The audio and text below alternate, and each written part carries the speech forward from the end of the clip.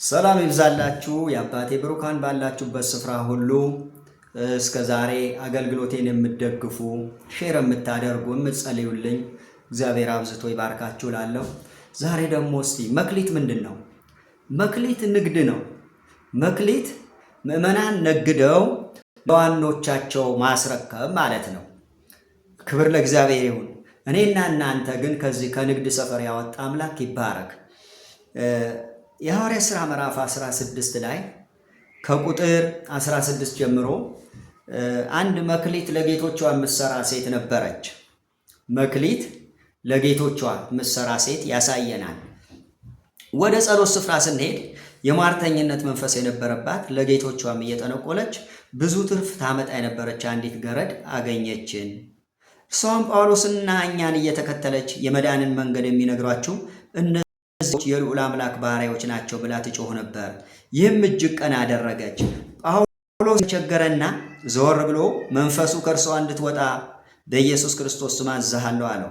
በዚያም ሰዓት ወጣ። ጌቶቿም የትርፋቸው ተስፋ እንደወጣ ባዩ ጊዜ ጳውሎስና ሲላስን ይዘው ወደ ገበያ በሹማምንት ፊት ጎተቷቸው ይላል። እቺ ሴት በአንደበቷ የምትናገረው መልካም ነው። የመዳንን መንገድ የሚናገሩ እግዚአብሔር አገልጋዮች ነው ያለችው። ውስጧ ያለው ግን ክፉ ነው። እግዚአብሔር ይባረክ። ጳውሎስ ግን የአንደበቷን ሳይሆን ውስጧን አየ። ለማን ነው እቺ ሴት የምትደክመው? ለጌቶቿ። ለማን ነው የምትጠነቁለው? ለጌቶቿ። እሷስ ምንም አታገኝም። ዛሬ ምዕመናን መክሊታችሁ የምትለፉ የምትደክሙ፣ ጭቃ የምታቦኩ፣ አጨዳ የምታጨዱ፣ ቡና የምትለቅሙ፣ ያላችሁ ነገር ሽጣችሁ ለመክሊት ብላችሁ የምትሰጡ፣ እስቲ ከዚህ ቃል ጋር ራሳችሁን አስተያዩ። በእውነት ምንድን ነው የምትጠቀሙት? ለጌቶቻችሁ አይደለም እናንተስ የምታስረክቡት? ጌቶቻችሁ አይደለም ወይ የፈለጉት ነገር የሚያረጉ? ከዛስ ይሄ መንፈስ ሲወጣ ደግሞ ጌቶቿ ተቆጡ፣ ተናደዱ፣ ተበሳጩ። ጳውሎስና ሲላስን ጎተቷቸው፣ ደበደቧቸው፣ ወደ እስር ቤት አስገቧቸው። ዛሬም ከእናንተ አስተሳሰብ የወጡ አንዳንድ ወገኖችን እናስደበድባለን፣ እናስገድላለን፣ እናሳስራለን፣ እናጠፋለን። ዛቻው ብዙ ነው። እግዚአብሔር ግን አሳልፎ በናሰጠንም ጠብቆናል። መክሊት እየተባለ ሕዝብን መዝረፍ ይቁም፣ ሕዝብን መበዝበዝ ይቁም። እናንተ ምዕመናን በጌታ በኢየሱስ ክርስቶስም የንቃት መንፈስ ይስጣችሁ፣ አይምሯችሁ ይከፈት። በመቀጠል ጢሞቴዎስ ምዕራፍ 1 ላይ ቁጥር 8 እንዲህ ይላል፣ ነገር ግን ሰው እንደሚገባ ቢሰራበት ሕግ መልካም እንደሆነ እናውቃለን።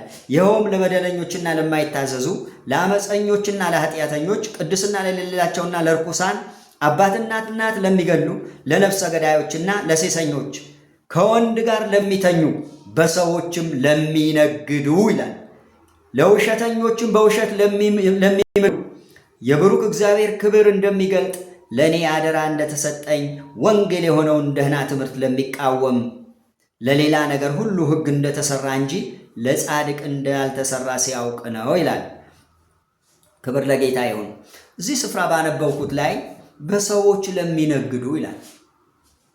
በሰዎች መነገድ ማለት አንዱ መክሊት ነው። በሕገ ወጥ ሰዎች ከመላክ ይበልጣል። ይሄ ስውር ንግድ ነው። ይሄ በመጽሐፍ ቅዱስ ቃል የተደገፈ በጣም በክፋት የተከሸነ ስውር ንግድ ነው። ይሄ ባት የማይከፈልበት ንግድ ነው። ይሄ ቀረጥ የማይከፈልበት ንግድ ነው። ይሄ ጉልበት ብዝበዛ ነው።